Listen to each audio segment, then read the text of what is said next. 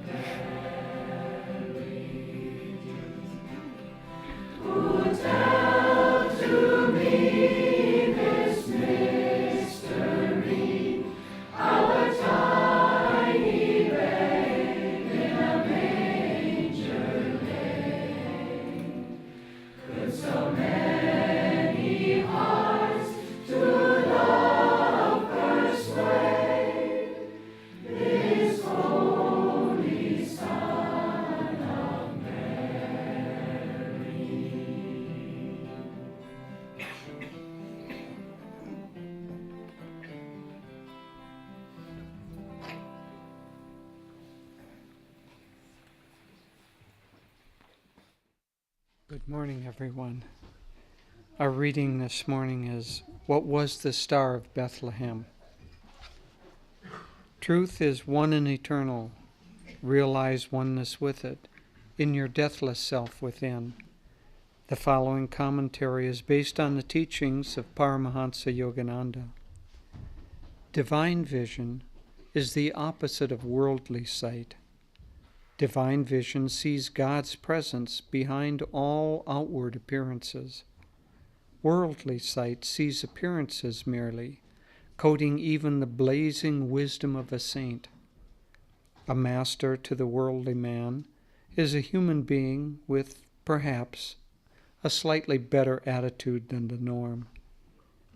The scriptures, therefore, strive to demonstrate how the divine consciousness, when openly active among men in the lives of great masters, must never be viewed as an expression of ordinary human consciousness. To seek the presence of divinity behind the life of a great master is to prepare oneself to recognize that same divinity also in lower manifestations, until at last one beholds God everywhere. Thus it was that Paramahansa Yogananda, on observing his new disciple Swami Kriyananda struggling with the contrast between the Guru's human appearance and his inner divine reality, looked at him deeply one day and said, "If you only knew my consciousness." The story of the birth of Jesus Christ contains an account in the Gospel of St. Matthew, chapter 2, of the Star of Bethlehem. The wise men who sought Jesus in the manger said, "We have seen his star in the east, and lo, the star which they saw in the east went before them, till it came and stood over where the young child was." This account was important, for it showed all mankind that Jesus was a divine incarnation and no ordinary man, that he brought divine consciousness to earth, even though he would play a human role among human beings, and that others too, by receiving him in their inner hearts, would acquire power, as the Bible puts it, to become the sons of God. The Scriptures enjoin us to meditate on the lives of great souls, that we may discover our own latent spiritual greatness.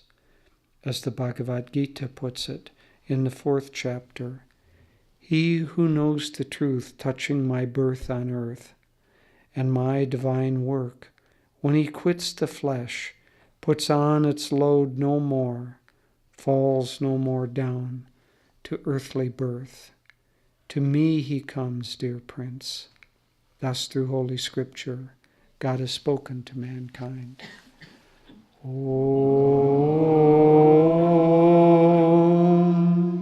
Om, Om.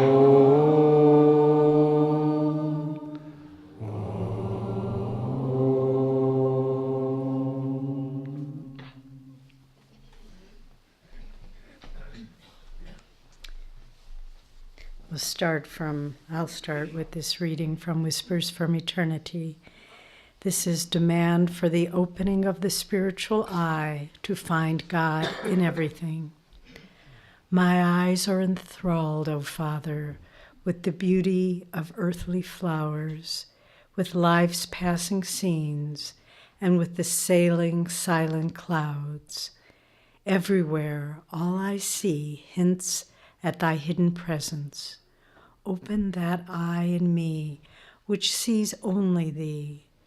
With that gaze may I behold thee above, beneath, all around, within and outside me. Teach me in all things to see only thee. Open in me that eye which beholds everywhere thy hidden but ever subtly reigning wonder. That last phrase is so beautiful, thy hidden but silently ever reigning wonder.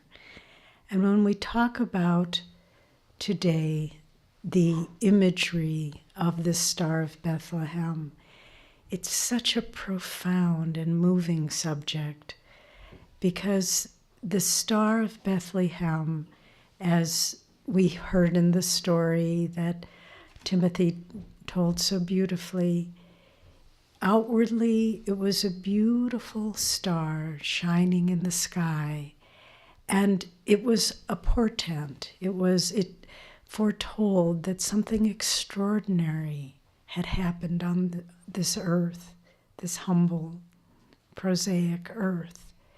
But on a subtler level, as our Guru explains, the Star of Bethlehem is indeed the open spiritual eye that the devotee perceives within himself at the point between the eyebrows when we go deep in the stillness of meditation. And the outer golden ring is the merging of the material with the astral world, with the world of matter to the world of energy and beauty and subtler perceptions. The blue field is the presence of the hints at the presence of the causal world, of that, the thought in the mind of God from which all is expressed, from which all is manifest. And finally, the beautiful star, the silver star that shone outwardly that night, but inwardly in the consciousness of awakened souls.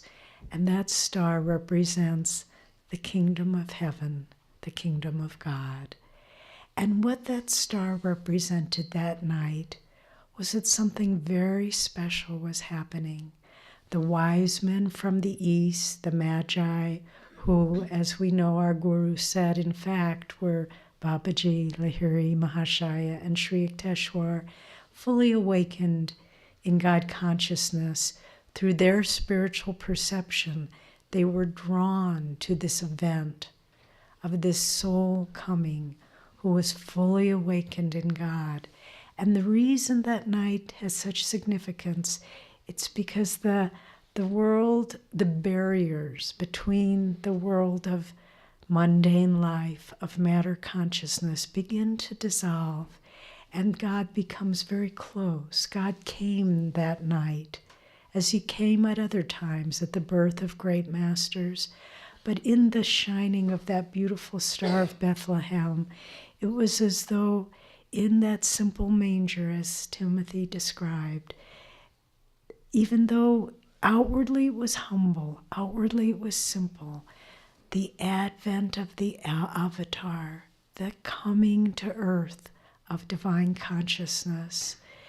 Some years ago, we had the wonderful opportunity with some of you sitting in this room to go to the Holy Land, and we visited the Shepherd's Grotto, just a simple, now there's a church there, but built around a little cave in the middle of a empty field, not much there. There's, as I say, there's a little church there now.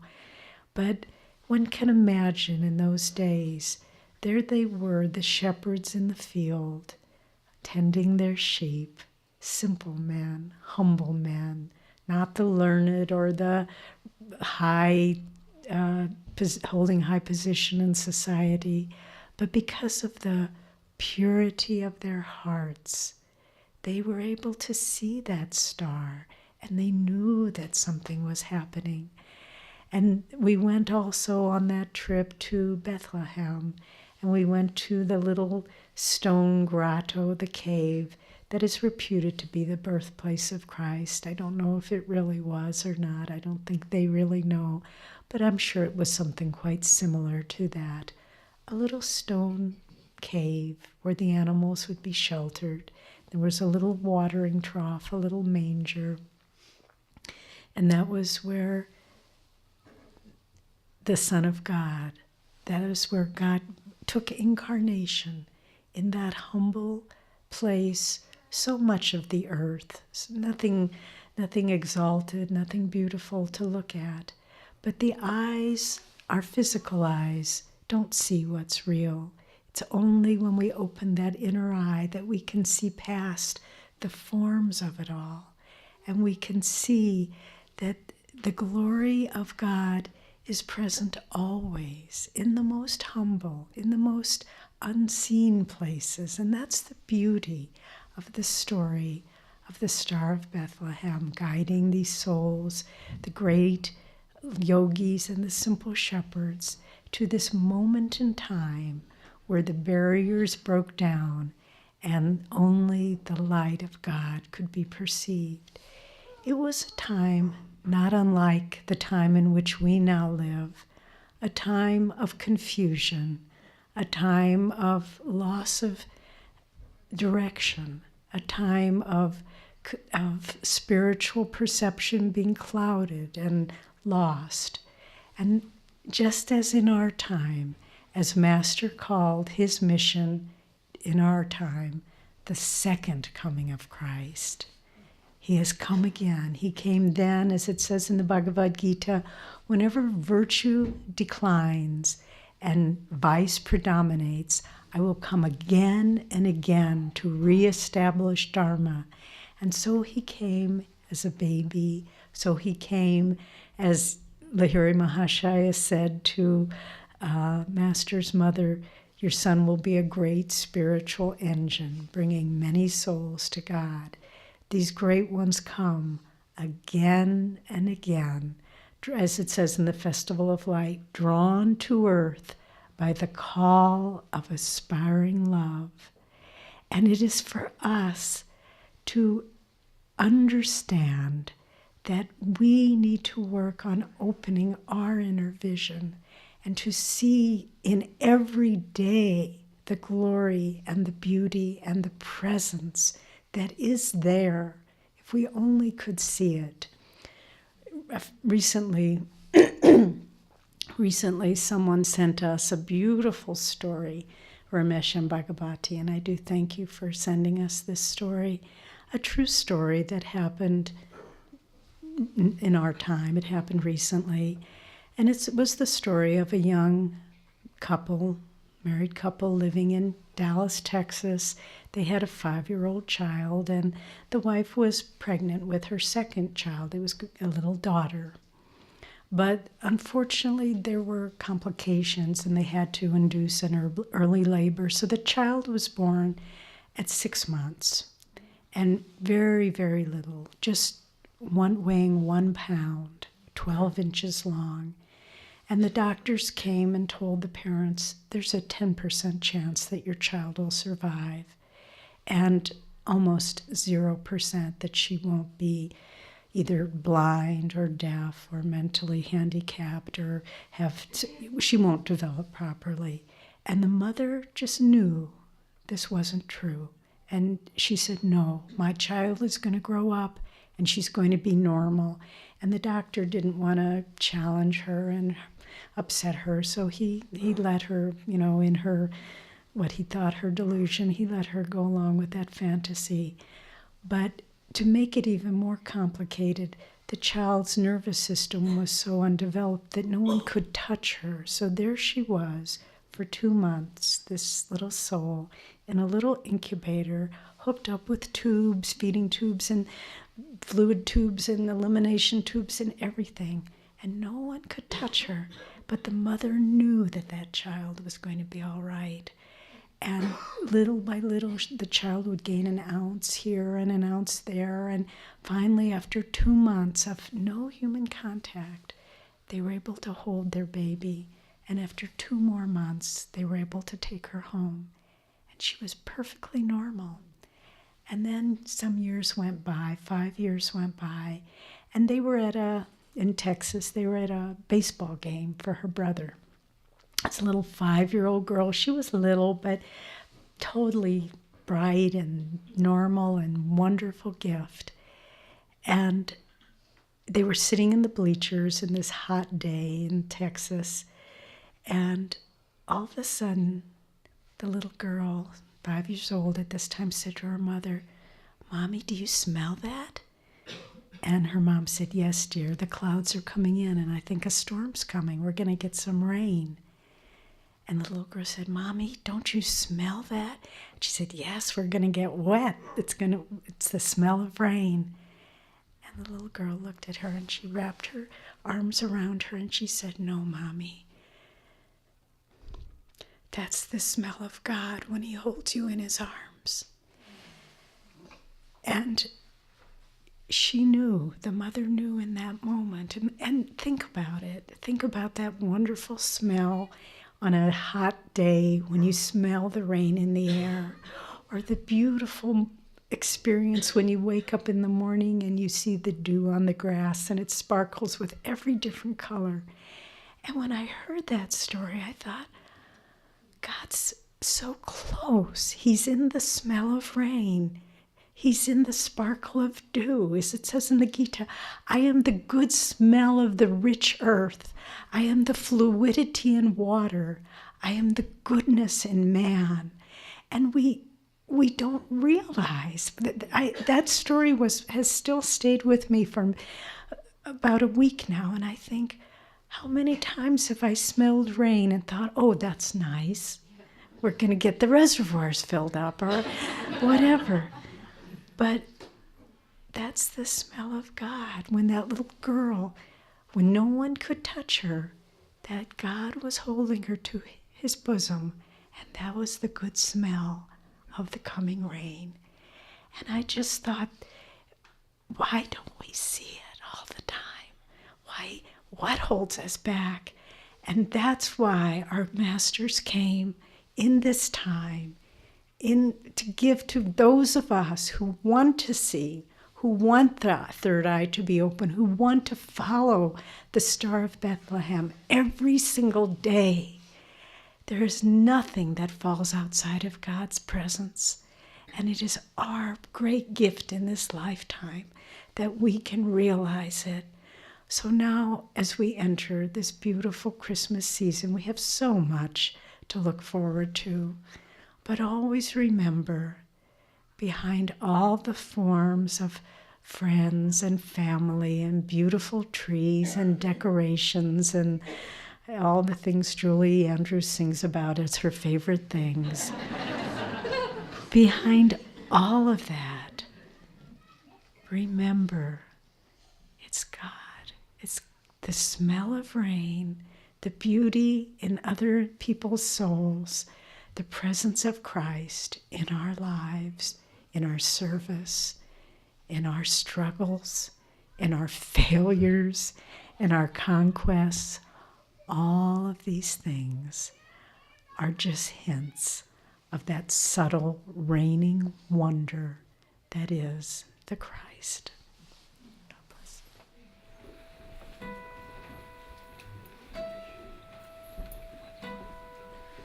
The Christ child's asleep, the silence is so deep that round about with hope in their eyes, the animals await, their breathing they abate. They know their time has come to arise. For Jesus came on earth to offer second birth to all who would the blessing receive. The inner peace he brings can lift us on soul wings to soar in night and heaven perceive. Our pleasures and pains, our losses, our gains, have kept us long bound. The hopes of yearning hemmed us round. We dreamed of imposing on desert sand, flower gardens of beauty, verdant vales of delight. Imagination misted our sight. The freedom we would know, Christ offered long ago, and even from his slumber flows peace. What creatures here on earth, alive to their own worth, can welcome love and win their release.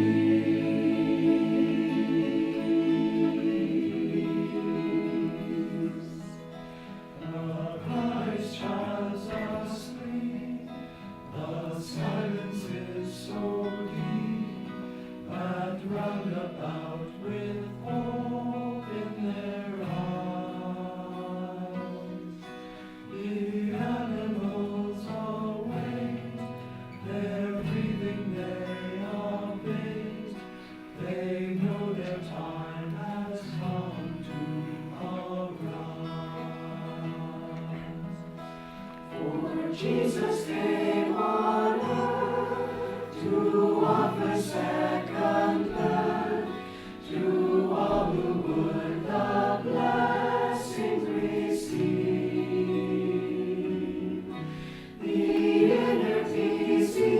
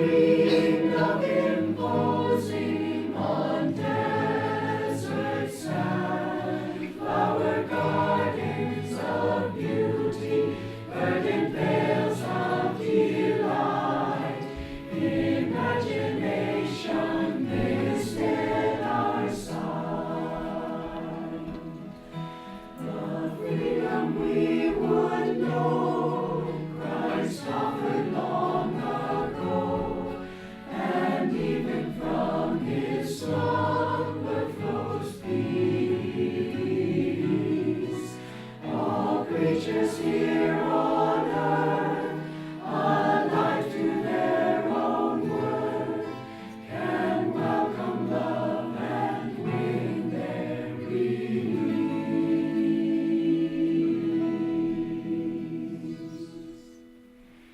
The Christ shines asleep, the silence is so deep that round about with hope in their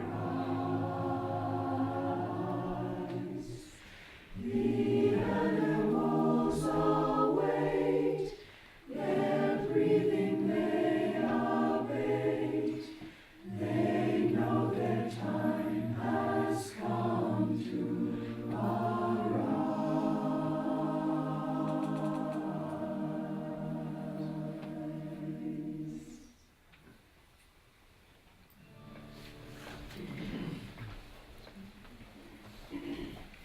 Then three wise men came from afar, guided by the heavenly star.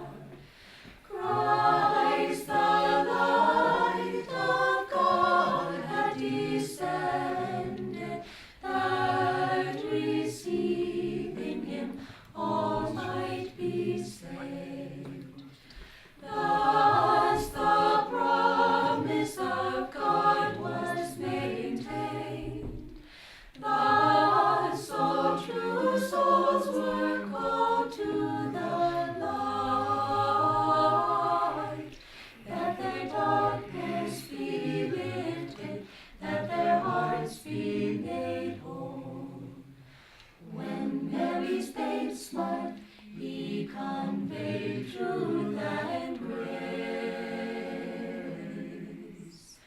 that their darkness be lifted, that their hearts be made whole.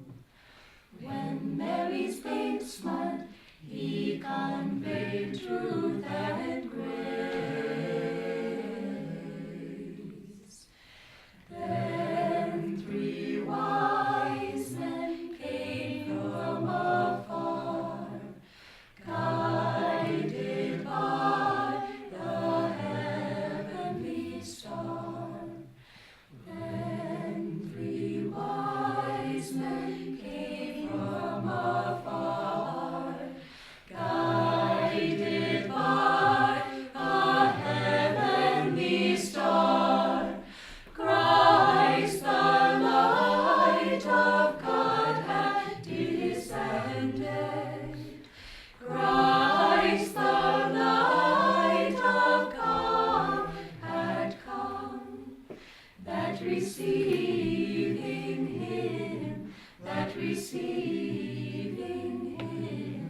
all might be saved, all might be saved. Three wise men came, guided by a star, to do honor and welcome the Christ born on earth. Three wise men came, guided by